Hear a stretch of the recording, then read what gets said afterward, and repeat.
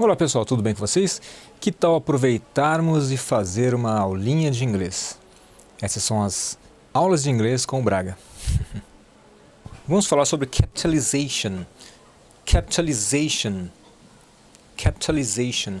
O que é capitalization? Bom, não é capitalização. Você pode ter certeza que não é.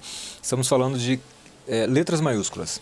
Então, quando você vai iniciar uma palavra, nós vamos falar sobre isso daqui a pouquinho, você vai usar uma letra maiúscula. When you have to use a capital letter, quando você tem que usar uma capital letter ou letra maiúscula? At the start of every sentence, no início de qualquer frase, de toda e qualquer frase. Então você vai iniciar uma frase, seja ela qual for, eu fui ao banheiro. Você vai colocar o E do eu em maiúscula. Phonemes and places and people. Phonemes of places and people. Para nomes de lugares e de pessoas. Então, toda vez que você falar, por exemplo, eu fui ao shopping center, bom, você não vai dizer eu fui ao shopping center e colocar shopping center com letra maiúscula. Não é necessário isso. Por quê? Porque quantos shopping centers? Não existe um, né? Você não está se referindo a um único. Claro que pode existir lugares, cidades que tenham um único shopping center. Isso existe. Mas se você disser, eu vou ao shopping Iguatemi, por exemplo, eu vou ao shopping Bandeiras, né, eu vou ao shopping Unimart, então o Bandeiras, Unimart ou outro nome, você vai colocar com letra maiúscula, com capital letter. When writing the word I, quando você escrever o pronome pessoal I ou eu em português, né? I, você vai dizer, por exemplo, I have a girlfriend. Por exemplo, quando você for falar o nome da sua namorada, por exemplo, I have a girlfriend and her name is Roberta.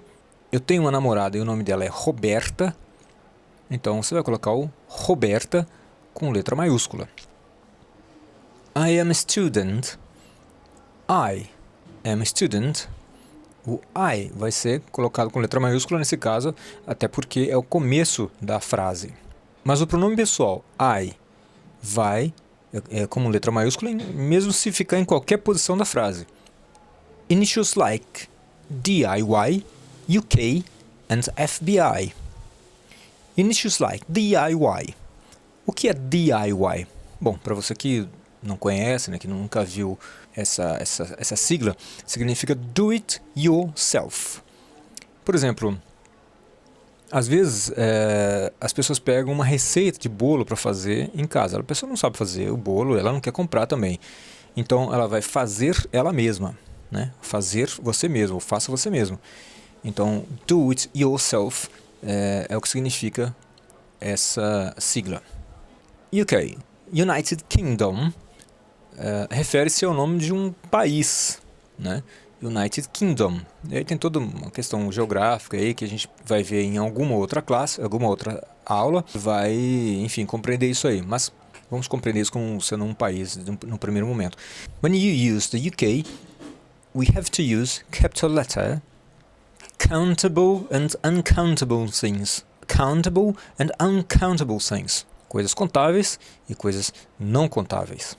The spoon, a spoon, my spoon, two spoons. Quando você diz a spoon, você está dizendo uma coisa definida. Está definindo uma colher, nesse caso. My spoon pode ser singular, my spoon. Mas se eu tiver 2, 3, 5, 10, 50 colheres, então eu vou dizer my spoons. E quando eu me referir a 2 colheres, eu vou dizer two spoons. Information. Quando se refere a informação, você não vai falar, eu tenho... Em português você diz, uma pessoa me deu uma informação sobre isso. A pessoa me deu várias informações sobre isso. Mas em inglês a coisa não funciona bem assim. I can give you a little information. A little information. A palavra informação aí vai no singular. I can give you a lot of information. Ou lots of. I can give you lots of informations. No. I can give you lots of information. Viu como é diferente? Não leva o S característico de plural. I can give you lots of information. I can give you some information. I can give you no information. Advice is also an uncountable noun. She gave me some advice. She gave me some advice. They gave me lots of advice. They gave me lots of advice. Punctuation, question mark, exclamation mark, period. They can change the whole meaning or feel of the sentence. Can you give me a hug? Uma coisa a ser observada, não tão somente em português, mas em inglês, em qualquer idioma, é que quando você coloca uma expressão aqui, por exemplo, can you give me a hug? Uma frase, uma sentença. Can you give me a hug? Perceba que o question mark, nesse caso, como é uma pergunta, ele vai ficar junto da palavra, da última palavra. Não deixe longe. Deixar longe significa que você vai confundir o seu leitor. E depois você mesmo pode se confundir quando for ler isso aí. Então, existe aí um erro de gramática. Em outro momento, até vou abrir um parêntese e falar sobre eu considero como um grave erro de gramática as pessoas escreverem sem anotar o R no final da conjugação verbal. A gente diz, por exemplo, a gente fala, a gente é como os ingleses, a gente não pronuncia os R's nos finais das palavras. Por exemplo, eu vou cortar a grama do meu quintal. Você não diz eu vou cortar a grama do meu quintal, ou vou cortar a grama do meu quintal, ou vou cortar a grama do meu quintal. Você diz eu vou cortar a grama do meu quintal. Tem um cortar. Você não pronuncia o R no final. Os ingleses também não. Então a gente tem uma identificação nesse sentido, né? Eu mesmo, no começo, eu senti um pouco de dificuldade e de vez em quando me pego com algumas palavras que eu não conheço ou que eu escrevo pouco e tal, porque a pronúncia do R nos confunde. Se você não sabe que tem um R escrito ali, se você não está acostumado a escrever, você corre o risco de escrever errado, né? É claro que você não vai morrer por causa disso, né? Não se preocupe tanto assim de escrever alguma coisa errada ou fazer uma pronúncia errada. Você está aprendendo o idioma inglês. E no português, em algum momento, não sei se é aqui no curso, mas ou em alguma outra página, ou no meu perfil no Facebook, por exemplo, ou no YouTube, eu vou dar algumas aulinhas, pelo menos coisas muito básicas de língua portuguesa também. E esse é um erro muito grave. E a gente comete isso em português. Isso foi só um adendo. A proximidade do ponto de interrogação, por exemplo, do ponto de exclamação ou do ponto final, é uma coisa absolutamente imprescindível. Ele tem que estar junto da última palavra que foi escrita. Bom, então essas foram umas dicas bem rápidas, que isso naturalmente vai ser inserido num contexto muito maior e a gente vai ter muito mais aulas.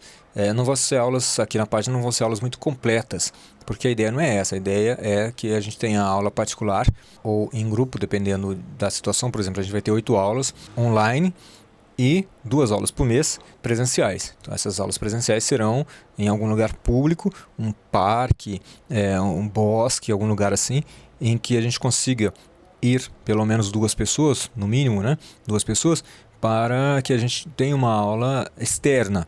Isso vai nos colocar numa situação muito interessante, que vai nos ajudar a encarar essa coisa de falar em público. Porque eu demorei muito para ter coragem de falar em público, né? Falar entre pessoas, falar em inglês. Claro que a gente tem que tomar cuidado para não ficar se exibindo, né? Essa é uma outra história. Mas isso cria confusão. Você fala, pô, será que essa pessoa é gringa? Ela tá, né, se fingindo? O que está acontecendo aí? A gente tem que tomar cuidado com isso. Mas estando em grupo, estudando e tal, a gente consegue ir se abrindo mais para essa nova experiência. E quando você tiver que falar com alguém de outros países, né, que falem o inglês, você vai ter mais facilidade. Então, muito obrigado pela atenção e te espero na próxima aula.